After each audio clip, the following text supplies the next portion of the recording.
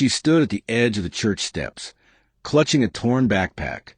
Her missing tooth made her look fragile, but her whisper carried a weight that froze the Hell's Angels in their tracks.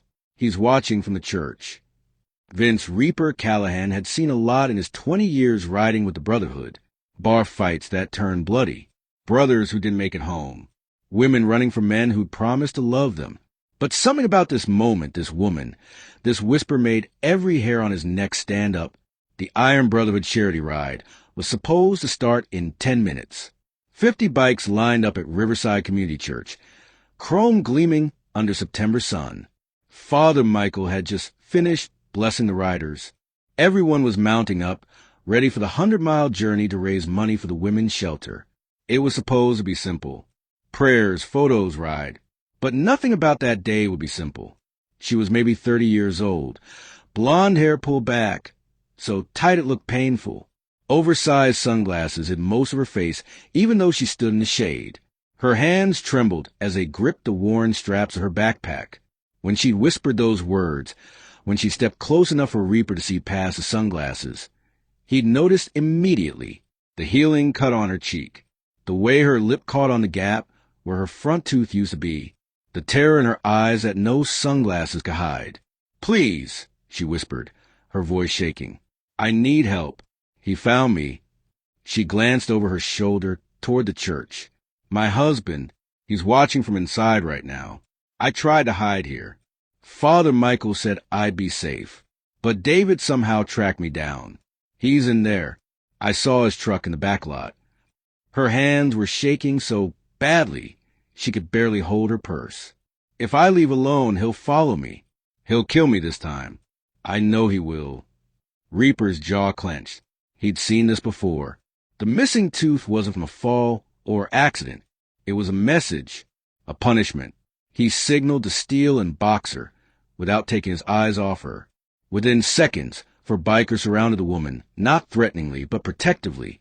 A wall of leather and muscle between her and whatever was in that church. "What's your name?" Steele asked gently. "Sophie. Sophie Chen. I left him 3 weeks ago. Went to my sister's house 2 states away. Filed for divorce. Got a restraining order. Changed my phone number. I thought I was safe." Her voice cracked. "I came back today just to get some papers from my lawyer's office downtown. I stopped at this church because I used to come here as a kid. I thought I could pray, figure out my next move. But he was already here, waiting, like he knew." Boxer pulled out his phone. "Does he have a gun?" Sophie's eyes went wide with terror. "Yes, always. He's a cop, retired, but he still has his service weapon. That's why nobody believed me when I reported him. His friends on the force said I was making it up. That David was a hero. 20 years on the force, decorated officer, pillar of community." She laughed, but it was a bitter, broken sound. They didn't see him when he came home. Didn't see what he did behind closed doors. Steele's face hardened. He'd dealt with cops who thought the badge made them untouchable. "Father Michael knows he's in there?" Sophie nodded. "I told him. But Father Michael went to talk to David and came back white as a sheet. Said David showed him his police ID and said we were having a marital disagreement. Said he just wanted to talk to me. Father Michael told me to stay in his office, that he'd handle it. But I could hear David's voice getting louder, angrier. I snuck out the back and saw you guys." She grabbed Reaper's vest. "Please, I have nowhere else to go." Boxer was already on the phone with Detective Martinez, the one cop they trusted, the one who didn't look the other way when brotherhood meant covering up crimes. "Martinez, Vince Boxer, we've got a domestic violence situation at Riverside Community Church. Abusers, retired police, possibly armed. Victim has restraining order. Yeah, he's inside the church right now." He paused. "David Chen, you know him?" The look that crossed Boxer's face told him everything. "Yeah, we'll keep her safe until you get here." "Martinez knows him?" Sophie's voice was barely a whisper. "Says he's been suspected before. 2 other ex-wives with similar stories. But no charges ever stuck." Boxer looked at her straight on. "That ends today. You're not going anywhere with him. Not today. Not ever again." Inside the church, David Chen was getting impatient. He'd been waiting 20 minutes. Sophie should have come out by now. He pushed past Father Michael and headed for the back office. That's when he saw her through the window, standing in the parking lot, surrounded by bikers. His face went purple with rage. How dare she? How dare she embarrass him like this? Bring these criminals into their private business. He burst through the church doors, his hand moving toward his hip where his weapon sat. Sophie, get over here. Now! His voice boomed across the parking lot. Everyone froze. Charity riders who'd been chatting, taking photos, all turned toward the commotion. But the Iron Brotherhood didn't move. They stood firm, Sophie protected in the center of their circle. She's not going anywhere with you, Reaper said calmly. She's got a restraining order. You're violating it right now. David laughed. That cruel laugh Sophie knew too well. You think I'm scared of you? Eat my cup. I've put away 50 guys who look tougher than you. He took a step forward. Sophie is my wife. This is between us. Walk away before you all get arrested for obstruction. Actually, Detective Martinez's voice cut through the tension as he stepped out an unmarked car that had just pulled up. You're the one who's about to be arrested, David. 3 more police cars appeared, blocking the exits. 6 officers emerged, weapons drawn, for violating a restraining order, for stalking, for assault and battery based on the medical records Sophie's lawyer already sent us, and for threatening behavior toward civilians. David's face went from purple to white. His hand was still near his weapon. Don't, Martinez warned. Don't make this worse than it already is. I've got 12 witnesses for cameras, and a victim who's finally ready to testify. It's over.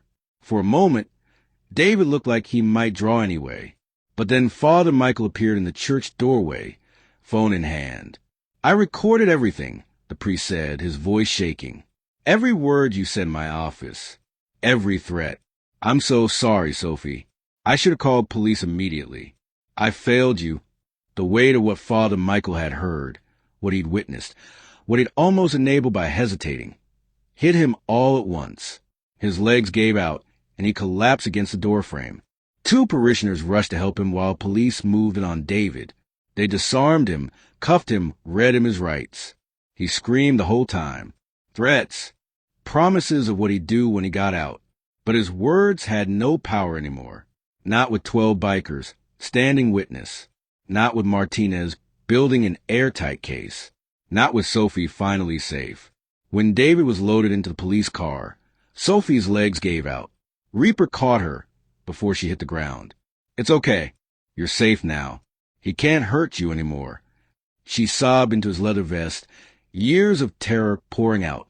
The charity ride was delayed 2 hours, but nobody complained. They stayed with Sophie until her sister arrived from 2 states away. They stayed until Martinez confirmed David was denied bail. They stayed until Sophie could breathe without checking over her shoulder. 3 months later, Sophie showed up at the Iron Brotherhood clubhouse. Her front tooth had been replaced. The bruises were gone. Her smile was tentative but real. I wanted to thank you, and to give you this. She handed Reaper an envelope. Inside was a check for $10,000. My divorce settlement. David's pension. I want to go to your women's shelter fund, to help other women escape. Reaper tried to refuse, but Sophie insisted. You saved my life. Let me help save someone else's. That year, the Iron Brotherhood's charity ride raised a record amount, and Sophie, she rode with them, sitting on the back of Reaper's bike, watching the road stretch out ahead of her. Free. Finally, impossibly free. If this story moved you, subscribe to the Kindness Stories.